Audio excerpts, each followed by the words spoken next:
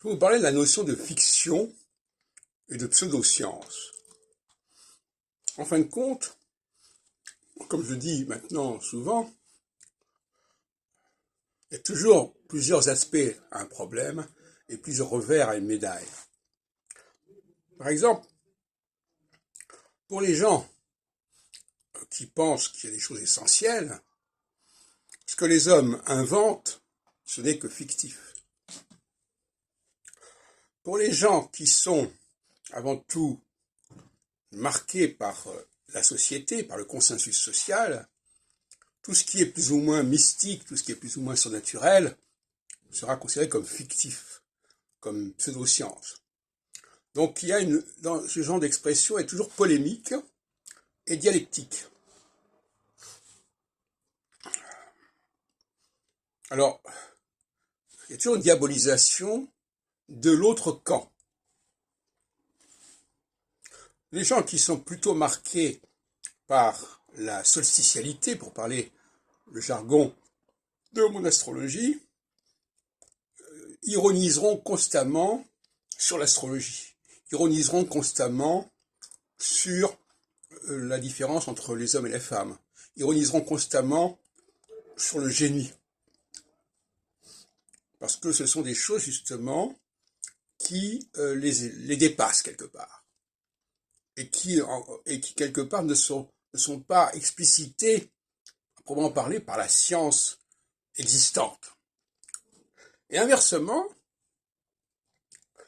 on le voit d'ailleurs dans la Bible, et notamment dans le livre d'Osée, ce que les hommes élaborent eux-mêmes, fabriquent d'eux-mêmes, est dérisoire. Et donc, c'est ce qui nous échappe, ce qui est transcendant littéralement, qui vaut la peine d'être considéré. Donc il y a une guerre idéologique, une guerre théologique, dont il faut prendre conscience. Parce que ceux qui, par exemple, s'attaquent à l'astrologie, sous ses différentes formes, eh bien, ils sont dans une démarche théologique, je dirais presque même une démarche athée, d'une certaine manière. C'est-à-dire qu'ils ne veulent pas entendre parler de ce qui est transcendant, de ce qui vient d'ailleurs, d'où l'ironie, bien entendu, sur les extraterrestres. Il faut plaisanter sur ces choses-là. Tout ce qui viendrait de l'extérieur serait fictif pour ces gens-là. Mais inversement, il est facile aussi pour ceux qui sont dans l'essentialité d'ironiser sur les prétentions des hommes à corriger les choses naturelles. Et ça pose aussi le problème de l'écologie, d'ailleurs. Et les choses naturelles, alors là, nous entrons dans une problématique qui est celle de la nature et de la surnature. Ce qui fait problème, c'est pas la nature, parce que la nature, elle est ce qu'elle est, elle a été étudiée par la science, et donc elle est intouchable de cette manière.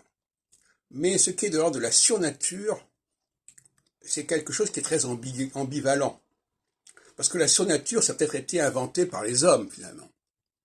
La notion de peuple élu, la notion de génie, la notion d'homme et de femme, ce sont peut-être des constructions. Et ce ne se prive pas de dire les tenants de cette théologie athée immanente, en quelque sorte. Donc on se renvoie constamment la balle. Mais je crois que c'est très important dans le débat avec les anti-astrologues de leur signaler que leur démarche se situe dans une démarche métaphysique, une démarche théologique ou antithéologique, et que de toute façon, il y a un temps pour chaque chose. C'est-à-dire qu'il y a un temps de la socialité où on va mettre en avant ce que les hommes peuvent élaborer et construire, et un temps de l'équinoxialité où l'on va en revenir aux fondamentaux, aux choses que les hommes ne peuvent pas changer et peuvent peut-être même pas expliquer.